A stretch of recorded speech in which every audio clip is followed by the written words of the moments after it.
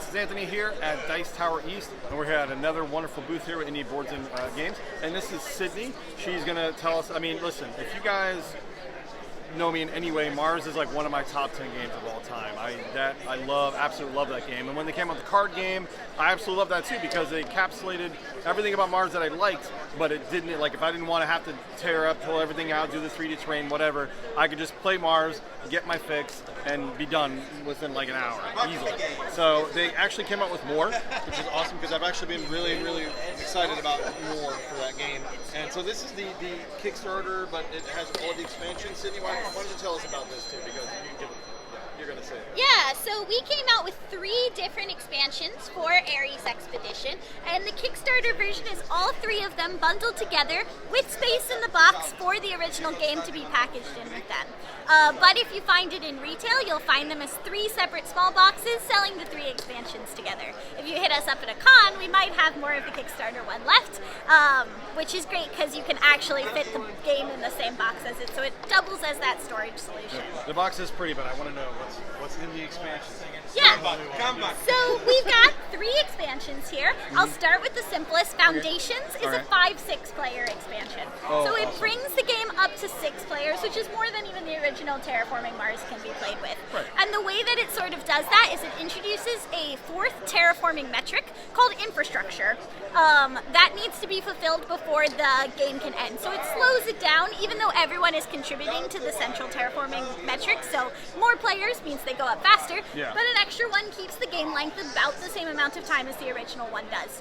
And of course it mixes in a bunch of cards that have to do with infrastructure so that you can actually get a real strategy going with it. It's not just a throwaway. It also has a standard action that's a mixture of heat and plants, so it kind of rewards a hybrid strategy that if you spend some heat and some plants, you can push infrastructure. Okay, that's actually really cool. Awesome. I like that. I have all of that actually. A lot of people actually like using the infrastructure tack even when they're playing a 1 to 4 game.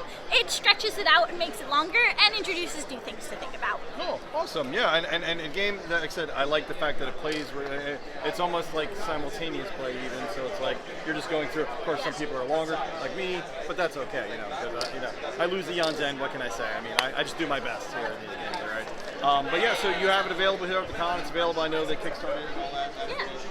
So people should, just come pick it up. Listen, guys, if you like Mars, it's a kind of a no-brainer. If you like Mars quicker, it's even less than a no-brainer. So that's the first one. The second expansion. Oh, there's more? Well, there's 3.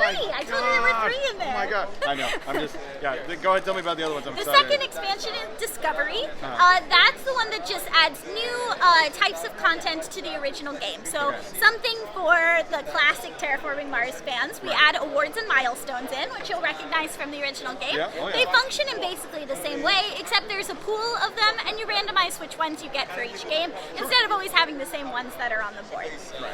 We also introduced upgraded phase cards in Discovery. So, as you know, Ares Expedition runs on a phase selection system. So you say, I want to play phase 1, and if you pick phase 1, you get a bonus for picking that phase. If you get a card that upgrades your phase card, you'll get a bigger bonus for choosing specific phases. So it can reward you having a strategy that specifically picks certain phase cards, but it also sort of gives other players an idea of what phases you might be choosing. If you upgraded your phase 4, I might think, I don't need to pick phase 4 because you're going to pick it all the time. So there's sort of 2 sides to that, and a whole bunch of cards that interact with awards and milestones, cards that interact with upgraded phase cards, and even some cards with wild tags on them, which are also new. That can be any tag when you play them. Oh, that's also awesome.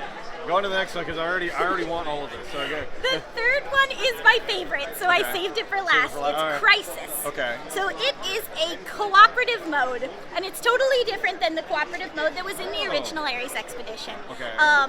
That was my next question. You beat me to it. Basically, the concept of it is you already did it. You terraformed Mars. Okay. Society has been living there. All of the terraforming metrics start fully filled up. Okay. Then a catastrophic asteroid hits the surface, takes out a whole bunch of buildings, communication, your oxygen treatment plants, everything. And the terraforming metrics start dropping rapidly, but you don't have time to get everyone off the planet. People are living there, billions of people are living there. So you have to rapidly try and build back up your infrastructure in time to keep the terraforming metrics from dropping into uninhabitable levels. Oh, wow, that's actually really cool. So every turn you'll draw cards from a crisis deck that will be like, every turn you don't resolve this crisis, the temperature drops one lower and lower and lower. Yeah. And the crises are stuff like play 5 science tags, play a certain number of blue cards. So everyone is cooperating to try and address these crises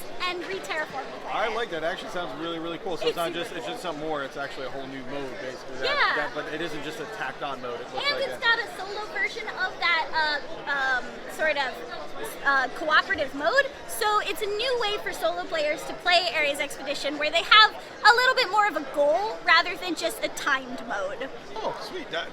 All of that is awesome. All of that is absolutely awesome. It's so great. All of that is absolutely awesome. Hopefully they adapt that maybe for like the original Terraforming Mars or add in maybe a couple. Even better though, and you heard it here first, Legacy Terraforming Mars. Oh, I can't speak to that. We don't have any official news on it. Okay, all right. I got excited. It's just in our dreams. It's just in our dreams. I'm like, oh, I'm getting excited. Nothing you can throw out there. Huh? Nothing I can throw out there yet. It's certainly a twinkle in the designer's eyes, but I don't know. We don't have any kind of timeline on it. So. I tried, guys. It's certainly a huge undertaking. Yeah. Oh no, definitely. I wouldn't want to rush it. No, definitely not. Thanks, guys, for coming to our channel. Of course, as always, check us out at Dice Tower East. Check out more content, but even more so, check out Terraforming Mars here, Indie Board Games. Sydney, you're awesome. Thanks always. Yeah, I think you're even more verbal than me, so you did an awesome job. Appreciate your time. And guys, as always, don't forget, when you're on Mars, game on.